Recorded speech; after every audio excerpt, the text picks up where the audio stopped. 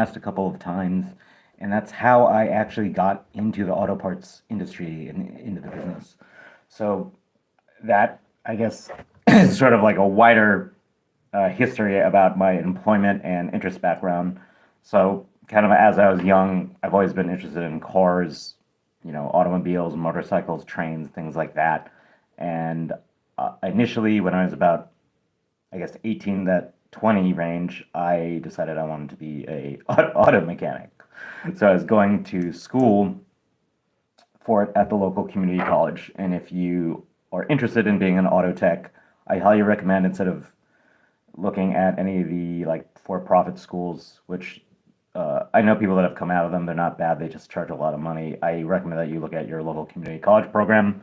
A lot of times, the people that teach there have been in the auto tech business, auto repair industry a long time, and they know what they're doing. And the instructors can be great for a fraction of the cost. I think community colleges or junior colleges, as sometimes called, are great places to get an education and learn. So I was going to the community college, taking classes, and working part time, learning about the automobile business. And somebody noticed that I was a pretty good writer at the school, and they said, "Have you ever thought of starting a website or blog?" And this is dating myself, because I was like, I don't know what a blog is. I had to go look up what that meant, and I was like, "Oh, this is interesting." Some people make money just like writing about stuff online. So that is essentially what I started doing. As I started writing about cars, things I was learning at school, and lo and behold, the site didn't get any traffic. So if you know anything about search engine optimization, your site's not going to get any traffic at first. You can write these articles, do a really good job. Sometimes Google just won't pick them up. So I started researching of like, how can I optimize this website? And I started learning about SEO, search engine marketing, went down the rabbit hole. So I went back and started redoing these articles to make them more SEO friendly. Started getting actually a lot of traffic, because at the time there were a lot of sites that wrote about like auto stuff, but there weren't people that are covering some of the topics that I was writing about with auto repair. So those articles got a lot of traffic. That site's no longer active anymore because the site kind of tanked when there were certain Google updates, unfortunately, and I just never really kept it up. So I learned how to do, SEO, web marketing by myself, and optimize these sites. At the same time, I had kind of gone out of the auto tech program. I was trying to look for a job, and what I realized at this point in time, right now, shops and dealerships are absolutely begging for auto techs. And Sam Siebert, SEO gang, yeah. At this point in time, shops were not begging for auto techs. A lot of times they were like, "Oh, we need guys that have at least 5 years of experience." I remember one shop specifically told me they wanted guys that had at least $8,000 or $10,000 worth of their own tools. Now, if you aren't aware, auto repair techs actually have to purchase their own tools and bring them to where they're working, which is unlike any other business there is, which can be really expensive, especially if you're like just out of school. So I was like, okay, I don't have any money. There was a workforce development program that a friend of mine told me about for diesel tech. So I was like, okay, well, maybe I'll do that and people will hire me. So I went through, it was like a quick 3 month program. I did this program, and like, again, I got out and I heard the same thing from diesel stuff. Okay, we have a question actually from Ghost of Pierce. Snappo, Macco, Mac, Cornwell. Snap on Mac, which is the favorite? I got a Snap-on for ratchets and air picks, Macco for sleeve sockets, cornrow sockets. Haven't tried Macco. Honestly, if I was gonna buy those professional level tools, so all the thing Ghost of Pure just asked is essentially about what tool brands I like, and I honestly have never bought like Snap-on or Macco stuff off the truck. If I have bought them, I think it's always been secondhand. Um, and personally, I think they're way overpriced, especially if you're just getting started out. Like, don't get a tool loan from those companies. Uh, does that answer your question? Uh, Personally, I think going to Harbor Freight, supposedly their Icon tools are made by the same company that makes a lot of the Snap-on stuff. If you're just starting out, yeah, I'd probably go with like I don't know, Craftsman. I think is still around with Lowell's, and you have Tecton, which is like I think they're a U.S. based company or Canadian based company that makes most of their tools out of Taiwan, and then yeah, I mean, at this point, I don't buy any professional level tools. Yeah, Icon and Snap-on are the same factory, different materials though. Yeah, I'm sure. I go to Harbor Freight a lot. I mean, I actually just bought some tools there the other day. Like, if you're buying their really cheap stuff to just keep around the house, I will say have some flare nut wrenches from there, and they're not very good. So I don't recommend them. The fitment is off. I think I tried to return them once or something, and they like were like, no. I was like, okay, they were $20. So there's definitely things where if you buy the cheaper tools with Harbor Freight, I could probably do another video on that. They're not, the fitment can be very off. But anyway, back to the story. Yeah, so I went through this whole auto tech program, and it was like why won't anyone just hire me and give me a chance? And then I went through this diesel tech program, and basically the same thing. And if you know anything about auto repair or repairing stuff, when you have inexperienced guys working for you that don't know what they're doing, which I didn't at that point, is they're gonna make mistakes, which is gonna cost the shop money. Like I remember once I was trying to put on, if you've ever done tires, they're pretty easy if they don't have TPMS sensors. But now most of the newer cars have these TPMS sensors, and there's a very particular way you have to put on the TPMS sensors. So I remember I was like trying to put on um, these tires onto the rim, and it's very easy to break those TPMS sensors if you're not doing it a particular way. That's why I've seen some of these videos of like people that do their own tires. Let's see. Ghost up here. I only get from trucks when they're on sale. Got my Air Impact 300 off from the truck. Yeah, awesome, man. That totally, yeah. Unless they're running some sale or they're willing to give you a discount. There's a guy at work that actually has some like Snap-on clothes, and he was like it was like a Carhartt looking jacket. He said it was $500 for that jacket, but his uncle just like gave it to him because he got it from the Snap-on guy for free, and I was like, oh, okay. But anyway, so yeah, I got out of auto tech school and was like, okay, people won't really hire me. You know, they're willing to essentially have you be like the lube tech or whatever. But when you're trying to move up, you're trying to earn a little more money, get more money to buy more tools. And I went did this diesel program, and I was like, man, this isn't like why is this so hard to break into this thing? And I realized a lot of the guys who were in the auto tech program that I knew in these diesel programs, they actually had like dads or uncles they grew up with as mechanics. So they already came in knowing a lot, or they already had a lot of tools. So that's why at that point in time it was more competitive. Now, a lot of these same shops, they're absolutely begging for anyone to just like walk in the door that has any sort of base knowledge, which is really interesting to see. So I get out of this program, and around that same time, I actually had the website that I had launched.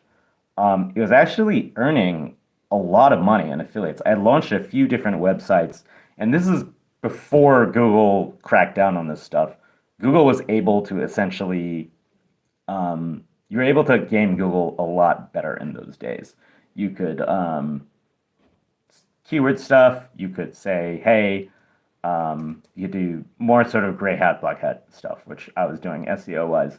And one of the websites started earning about 2 to 3 thousand a month, which in today's money, I mean, that's still a lot of money for online marketing, for digital marketing. But to me, that was like I was like living like a king because like you just as kid out of school, right? You're like, wow, I'm earning $2 to 3 thousand magically, and through sort of this weird chain of events, there was a marketing company out of Colorado that they only really dealt with auto accessory companies, e-commerce wise, and dealerships. And the owner saw my sites were doing really well, and he reached out and said, "Hey, like Adam, do you want to work for me? Because I have these people who've been doing SEO for years, and you are actually outranking their articles and like I don't understand why. So I figure I may as well just hire you and pay you to help us. And I was like, interesting. So I accepted that job and I learned a lot from this guy, Sam. I think he sold his marketing firm, so I'm not going to mention it. And it was rolled up into a larger agency. This was pre-COVID when there was a lot more money flowing around to do that type of stuff. So they packaged a bunch of marketing firms together and I think he sold out. But I learned a lot working for him, and that's basically I essentially then had a decent career doing digital marketing for various companies. So I was doing digital marketing for a while. Um, Unfortunately, I was working for a SaaS company, which stands for software as a service. And if you know anything about what's going on with tech in the last few years, the industry has really gone hammered. So I was actually running the marketing team, running the whole department for this mid-sized company. And I'll be honest, the company had a pretty good amount of revenue. I think it was about 20 to 25 million a year. There were about 2 to 3 people under me.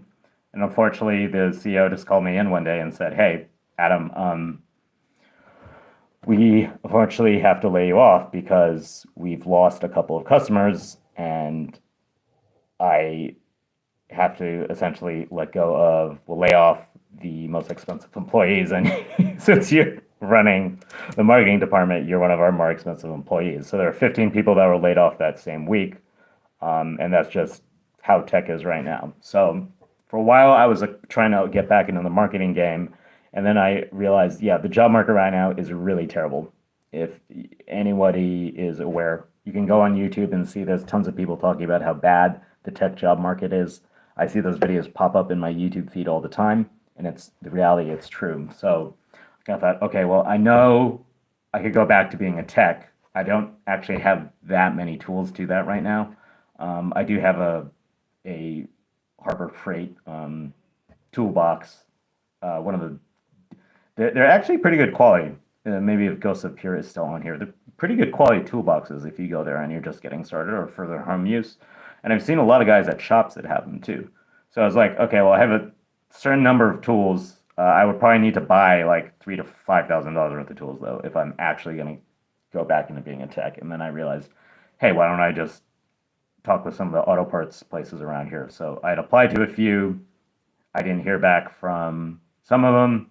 The place that I did hear back from, they actually called me back in like a day and were like, "Hey, we see your resume. We'd definitely like to talk with you." So I went in, talked with the GM, and they were like, "Hey, do you want to be a shift manager at this other store?" The GM for that store is on vacation, and I said, "Yeah, sure." So I that's how I got started, basically selling auto parts, and it's been an interesting business side to see because you realize, yeah, selling auto parts is obviously not the same as running, say, a service department or that side of business. There's different considerations, different ways you deal with customers. Obviously, there's a lot of more like B2B that I'm dealing with on a day-to-day basis because that's a bigger portion for auto parts companies, well, auto parts stores these days. In the retail auto industry, a lot of people think that the DIY side, it will depend on the location. But anyway, so that's kind of my career trajectory, history, how I got into doing auto parts is, yeah, I started off kind of like a lot of people I think I've talked with, they've done auto repair, auto tech, diesel tech, and then they move into doing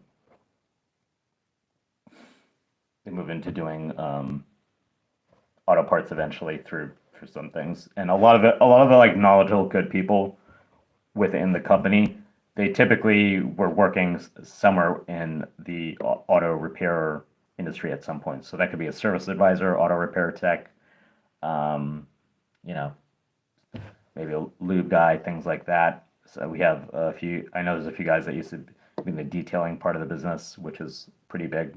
So essentially, yeah, that's how I got into the auto repair. I mean, auto parts industry. I started off in auto repair, and now I'm working doing auto parts. So if you guys have any questions about it, I'll stay on here maybe for a couple more minutes. But yeah, my opinion on buying like Snappo and Matco tools is I honestly wouldn't unless you were doing a lot of money. Are the tools better quality? Yeah, I mean, definitely. I've used like snap-on ratchets and sort of like the teeth and I guess gearing on it. Definitely, you're like, yeah, this is like a much better tool than like a Craftsman or something that you have at home because it's a professional level tool. I just can't see spending that much on them. So that's mine. Fortnite Sweaty. Hi. Cool. Got any questions, Fortnite Sweaty? Or is that Sweetie or Sweaty? I think it's Sweaty. I don't have my glasses on right now. But yeah, working at auto parts has been interesting. Dealing with customers every day. I'm a gamer. Cool. Yeah, Fortnite. I haven't played it, but I know some people in the game industry. Yeah, working at auto parts, it's been an interesting ride because the considerations are different. You see like how things are cataloged and sorted, and how things kind of work on the back end with getting parts to people and things. So I basically done a bunch of different things like delivery driver when I need to, helping out on the commercial side, a bunch of different roles. What do you do? I work in the auto parts industry right now for one of the major retail auto parts companies. I'd rather not say which one, but I mean, I think if you look through some of my comments, a lot of people said we've figured it out, and I'm like, okay, that's great. But yeah, yeah. So that's how I got started. I went from auto repair to marketing, now to auto parts. Is the too long I didn't read, and yeah, it's been good. It's been good. It's been good to me. I'm 9 years old. Okay. I don't think you're supposed to have an account on here, but I don't even see that there's somebody on the live stream right now. So I wonder what's going on with that. But let's see.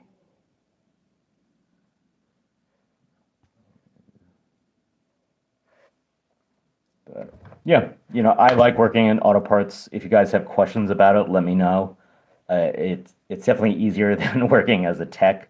A lot of the techs that I've talked with say the same thing, that are working with the company.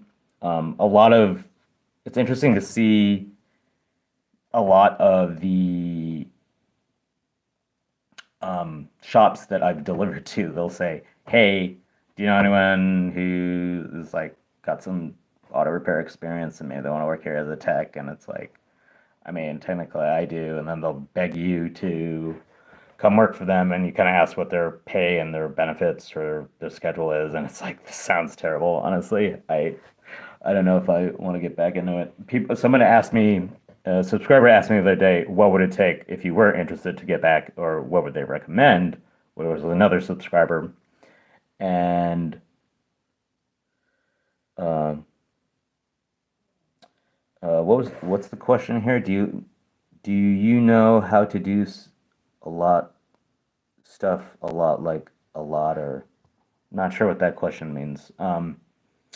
Yeah, so the auto repair places, generally I wouldn't work for them. The exceptions would be is if you could get into fleet maintenance. Now, fleet maintenance is it's a more set schedule. Typically, there's better benefits because you're working for something like the Postal Service, UPS, FedEx. There's set schedules. There might be a night shift, but if something is to be repaired on the vehicle in a fleet maintenance, the company's just going to do it because they don't want any downtime with that vehicle. So it's a much easier environment. Obviously, the vehicles need to get back out there, but everyone I've talked with that has gone into fleet maintenance really, really prefers it. So, I mean, do you do a lot of stuff? Do you do a lot of stuff? I don't know what that question means. Yeah, I mean, I work on my own cars, work on my own vehicles and stuff.